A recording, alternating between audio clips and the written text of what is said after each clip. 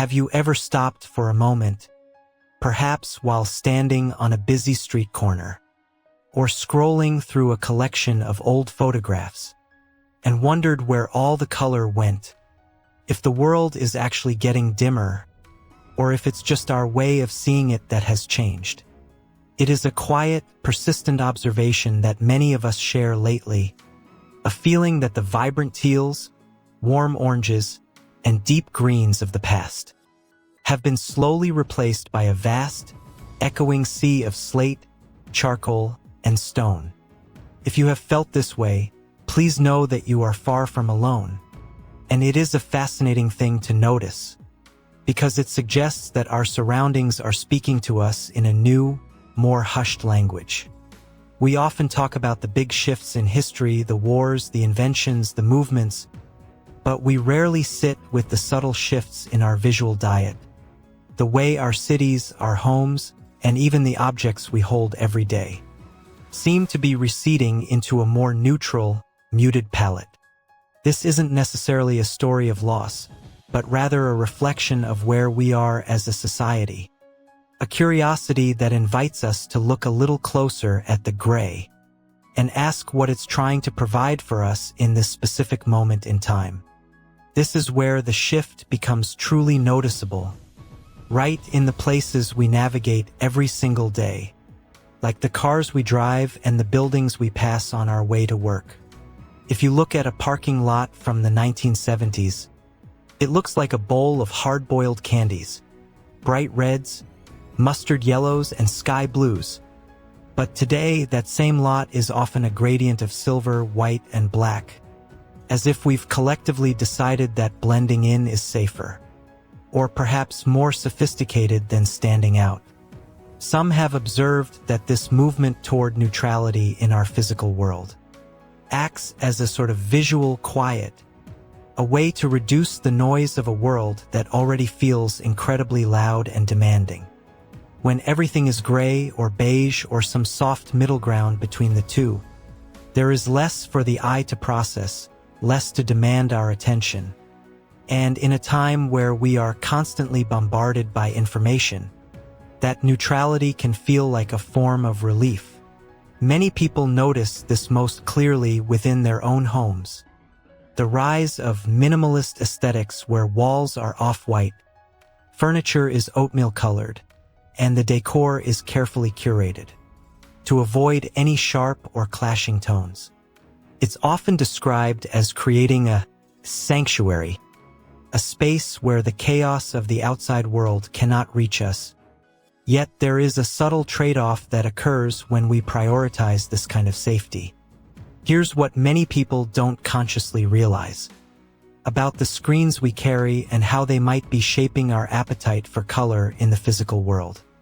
We spend so many hours a day looking at high-definition backlit displays that radiate millions of hypersaturated pixels, colors that are often brighter and more intense than anything found in nature. And it's possible that our physical environments are becoming more muted, simply to give our tired eyes a place to rest. When our digital lives are a kaleidoscope of notification red and neon blue, a gray living room or a charcoal-colored storefront feels like a deep, cooling breath of air. It's as if we are balancing the scales, using our physical surroundings to compensate for the digital intensity that follows us everywhere. Some have pointed out that this trend extends even into the world of branding and design, where famous logos that used to have quirky characters and primary colors are being bland down into simple, black, sans-serif fonts on white backgrounds. While this makes everything look very clean and professional, it also makes everything look remarkably similar, contributing to that feeling that the world is losing its unique textures in favor of a universal, streamlined look. This transition from the local and the colorful to the global and the neutral often happens without us even noticing the color leaving the room. But once you see it, it's hard to unsee. You might notice it in the way new apartment complexes are built. those boxy, gray and wood structures that seem to pop up in every city. From London to Los Angeles, or in the way our clothing has shifted toward capsule wardrobes, filled with earthy tones and neutrals. People often describe this as a desire for longevity. A gray coat or a white kitchen feels timeless, whereas a lime green chair or a patterned wallpaper feels like a risk that might grow tiresome after a year. In an age of uncertainty, choosing the neutral option can feel like a way to exercise control, a way to ensure that our choices won't go out of style or become an eyesore in an unpredictable future. There is also a certain emotional weight to this shift that many find difficult to put into words, a sense of collective fatigue that mirrors the palettes we choose.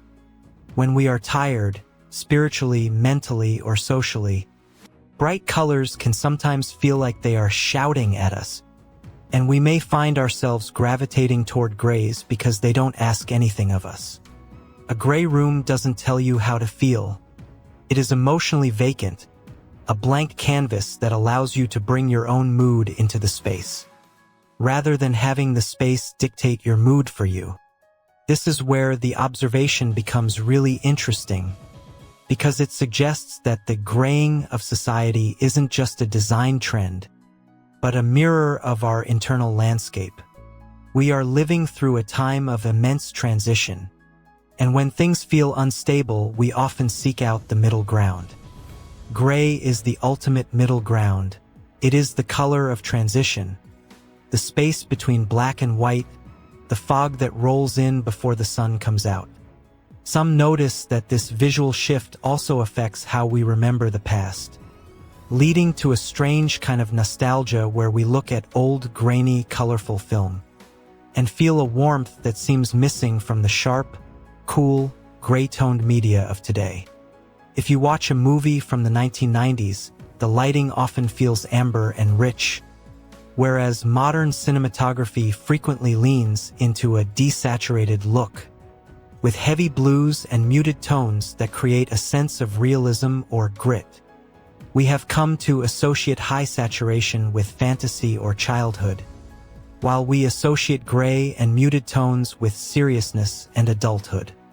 It's fascinating when we stop to consider what these cooler tones are actually trying to tell us about our values. Perhaps we have begun to value coolness and consistency over the messiness and unpredictability of vibrant color. There's also the element of urban design, where the materials we use, concrete, steel, and glass, naturally lend themselves to a gray aesthetic. And as our cities grow more dense, the natural greens of trees and the brown of earth are pushed further to the margins. We are increasingly surrounding ourselves with synthetic, manufactured surfaces, and those surfaces tend to be uniform and neutral. Many people find that this makes the world feel more efficient, but perhaps a bit more sane, where one city street begins to look exactly like another thousands of miles away. It can feel like we are living in a world designed by an algorithm that has figured out that neutral is the most acceptable choice for the most people, minimizing the chance of anyone being offended or put off by a bold choice. But when we choose what is most acceptable, we often move away from what is most evocative. It's helpful to think of this not as a tragedy, but as a visual language that reflects our current moment. A time of seeking peace, wanting safety, and perhaps feeling a little overwhelmed by the sheer volume of life. The grayness is a reflection of a society that is trying to find its footing, a society that is perhaps a bit tired of the glare and is looking for a softer way to exist. When you look around and see the gray, you aren't just seeing a lack of color. You are seeing a collective desire for a blank slate. We are in a period of waiting, of quiet, and our aesthetics have moved to match that. It's a reminder that our environment is always a dialogue with our inner selves. And right now, many of us are speaking in whispers. This doesn't mean the color is gone forever. or that it's wrong to love a gray aesthetic. In fact, many find great beauty in the subtle variations of shadow and light that a neutral palette provides.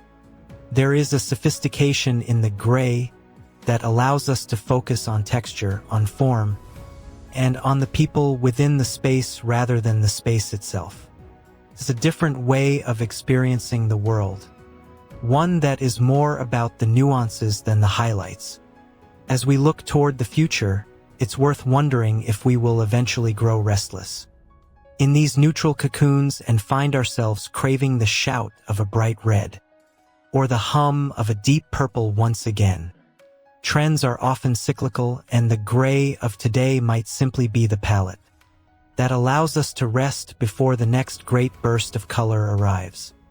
For now, though, we can look at the world with a sense of understanding, seeing the muted tones not as a dullness, but as a shared, quiet agreement to take a breath together. It's a visual representation of our need for calm in a world that rarely stops moving, a way of saying that it's okay to be still, to be neutral, and to just be without having to be bright. When everything looks gray, it often reveals more about our collective heart than our eyesight. It shows our search for a sanctuary, our fatigue with the superficial, and our hope for a simpler, more grounded way of living.